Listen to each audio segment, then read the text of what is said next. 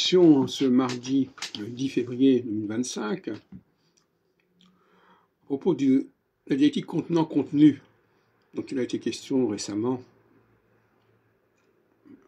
mais quelques éclaircissements supplémentaires ne sont peut-être pas de trop, parce que c'est pas si simple finalement. Le contenant, quelqu'un qui est contenant, peut accepter n'importe quel contenu. Parce que c'est important, celui c'est le contenant. Donc le contenu, bon, il faut remplir, bon, d'accord. Et quelqu'un qui est contenu, il peut être logé dans n'importe quel contenant, en gros. Voilà un peu comment il faut voir les choses. Le contenant,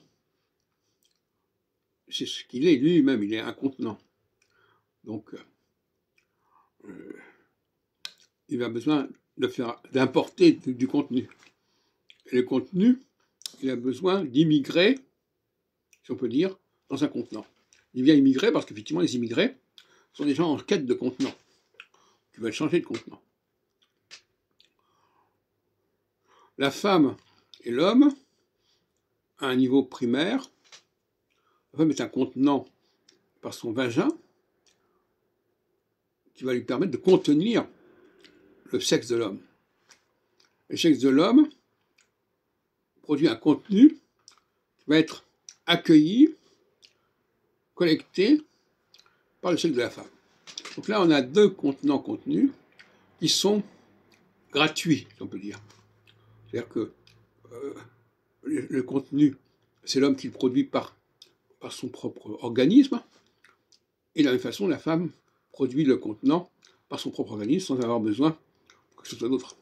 On dit, contrairement à ce qu'on a pu dire un peu rapidement récemment, le contenant, c'est pas seulement la maison, l'habitat, c'est aussi, parce que la maison, l'habitat, il faut la construire, c'est aussi cet habitat anatomique que la femme a en elle-même. Et le contenu non plus, c'est pas simplement quelque chose que l'homme pourrait fabriquer quelque part, ou écrire par exemple, mais c'est un contenu qui est intrinsèque à son fonctionnement et à son organisme. Et c'est emblématique pour moi de ce que j'appelle l'économie du troc.